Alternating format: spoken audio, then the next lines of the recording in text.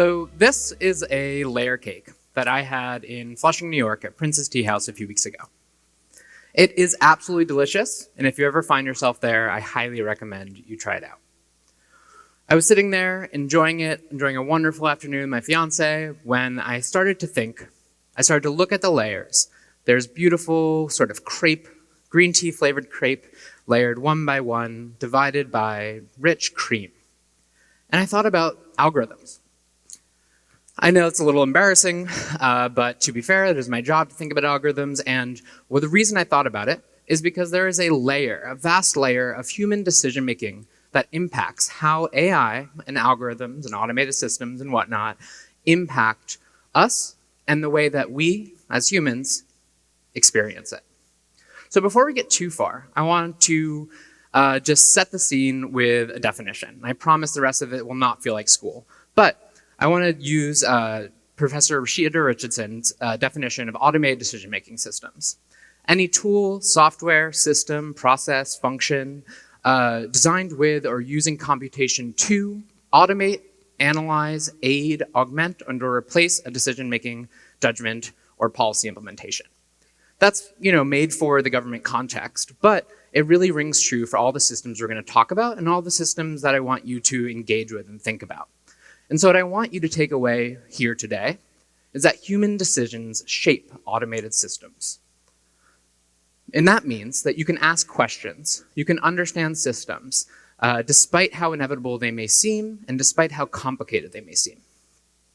To illustrate some of these layers, I want to talk about a few different examples. On the right here, you probably recognize it. It's ChatGPT. And if you are not familiar with it, it is a consumer-facing product built off of what's called a large language model. A large language model is built off a lot of text from all over the internet and other sources, books, whatnot, and they use that to then train a system that can generate text in a different way. So, as I'm sure you've seen, it can take a prompt like, write a poem in a Shakespearean style about XYZ, and it will spout something out. But I'm sure you've seen some of the harms as well. There are times where you can get it to, describe the Holocaust in a sympathetic way, or have factual information just entirely incorrect, or have racial biases in the outputs of these systems. And so what I want you to think about in all of this is that there's a lot of decisions, and for this one, I want you to think about the creation phase. In order to create this large language model, OpenAI, the company behind ChatGPT, had to decide where are we going to get all this data from to get the large amount of data required to train a large language model. So that has a lot of decisions in it. Are we going to take data and are we going to disclose about it, disclose the people that we're taking the data sort of from, the people that wrote it, the people that contributed to it? Are we going to give notice to those users? For example, if you're using it from a social media account or an organization's website. And then there's a decision to whether you want to evaluate the impacts on society, whether there are the biased impacts, whether there are inaccurate results. And to OpenAI CEO Sam Altman's own words, he fears that it could be used for large-scale disinformation. And I fear the same too. But there was a decision to release this to the public in a public-facing way, in a easy, cool, consumer-facing application, and allowing other organizations to implement systems like ChatGPT into their own products really easily. I'm sure you've already seen that. So I want you to think about the fact that although it may seem incredibly impressive, and it may seem inevitable, honestly, this is a series of decisions that impacted the fact that it was released now and the way that it is having an impact on us all. Okay, second phase, on the bottom. That is an example of an emotion recognition system. An emotion recognition system is layered onto a sort of facial recognition system, and what it does is purport to be able to identify a given person's emotions based off of, their face at a given time, right?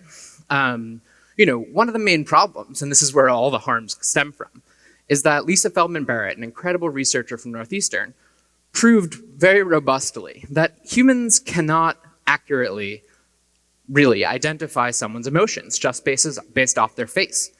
And so that leads to a technology like this definitely being snake oil. They cannot do it.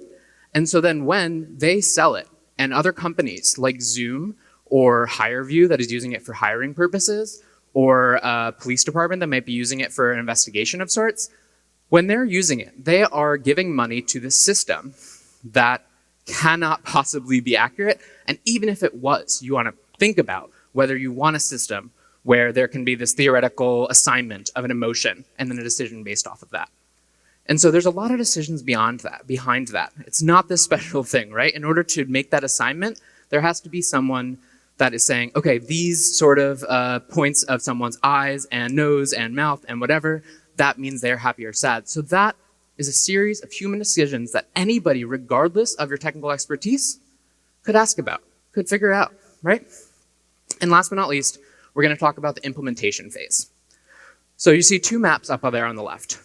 On the left, you see the left of the two on the left are hits from the Metropolitan Police Department right here in DC's application of a gunshot detection technology called ShotSpotter. ShotSpotter advertises itself to police departments all around the country and all around the world as being able to flag the second a gunshot is heard in order to then facilitate a quick and effective police response. The problems there that end up happening with ShotSpotter is that, first off, they have to decide where you're going to put the sensors to be able to like listen for the gunshots, right? And if you look really briefly up here on the left, you see that it sort of ends at a certain point, right? And MPD and ShotSpotter both say that they won't disclose the locations of different sensors for fear that someone is going to mess with them, right? But on the right side, there's a demographic map of DC. On the blue dots represent a concentration of black residents in DC, and the white dots represent a concentration of white, and the red dots represent a concentration of white residents in DC. It does not take any sort of math major or computer science genius to see that they did not put sensors in the whitest parts of DC, and they did put sensors in the parts that have a majority minority population. And so think about that. Think about how that what results from that. If you are getting a flag that there's a gunshot in a given location, that sort of puts a policeman or a woman or person on guard. And so when they are going to address that, they're going to, be more aggressive. And that might lead to additional over-policing.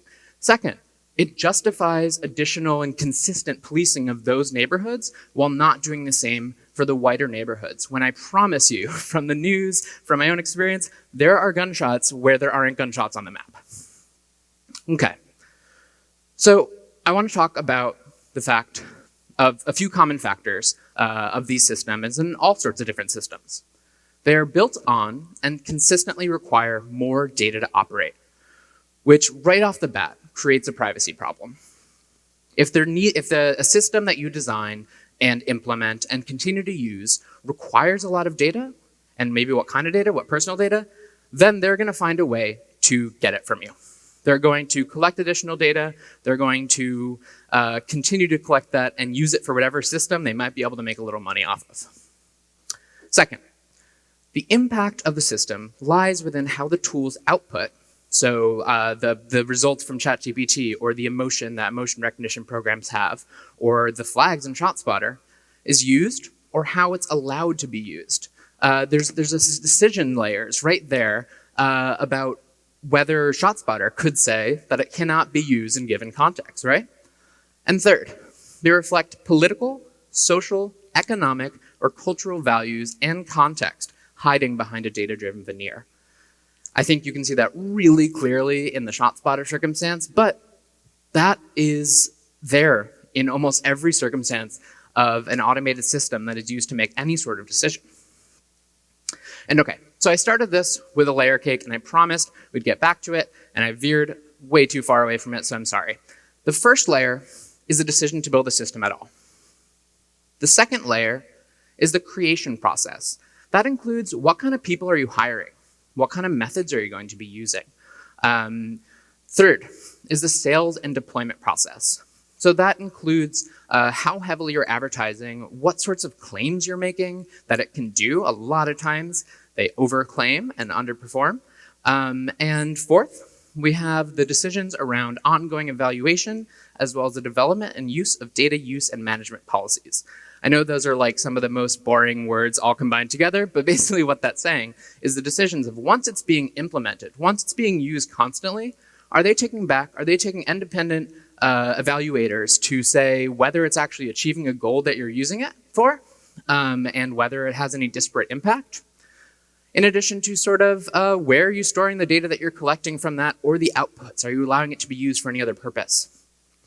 And then the fifth one, which is really about like 25 really complex ones, are the response from regulators, the media, and the public. So, to sum up a little bit, we have a lot of problems that come from automated decision-making systems, whatever. One, the environmental impact. There is a growing body of research that supports the concept that the greenhouse gas emissions of large computing platforms required to run large language models is substantial, more than 5-10 cars on a yearly basis. Two, the privacy harms. We touched on that. When you adopt data-hungry systems just for sort of the kicks of it, that ends up reducing our privacy online. Third, bias in both the system and then biased use by the people implementing it. Four, facilitating misinformation. And this specifically goes with generative AI. Generative AI is a category that includes ChatGPT, includes image generation, voice generation, all of that. That can be combined to develop just content of whatever you want to. And think about the election next year. Think about every election and just what kind of messages people can spread out, especially when combined with other available technologies. Antitrust. Look at the players that are already really popular here. Microsoft, Google, Amazon. Those are the sort of computing power holders that will be able to continue to concentrate power throughout the adoption of these technologies. Sixth, inaccuracy and lack of purpose. And then last, but definitely not least, and kind of goes throughout this, is the black box. You might have heard the black box in regards to problems about algorithms, and it just relates to the fact that there are these decisions, there is this logic, there is this information, but it's under a black box, under sort of commercial protections and other sort of ways that it's shielded from the public. So, what can you do? What can we do? Now what? So I will preface this really strongly, that the onus and the responsibility should be on the governments adopting these systems and the companies implementing, purchase, and adopting it. The power imbalance is far too high for any one person or any group of people individually that are being affected by these systems to rid the harms. But what you can do is demand transparency around the systems and require impartial evaluations of automated systems, especially used in your government. Right here in DC, we did an investigation and over 26 automated decision-making systems are used right here in DC to the tunes of millions of dollars every year.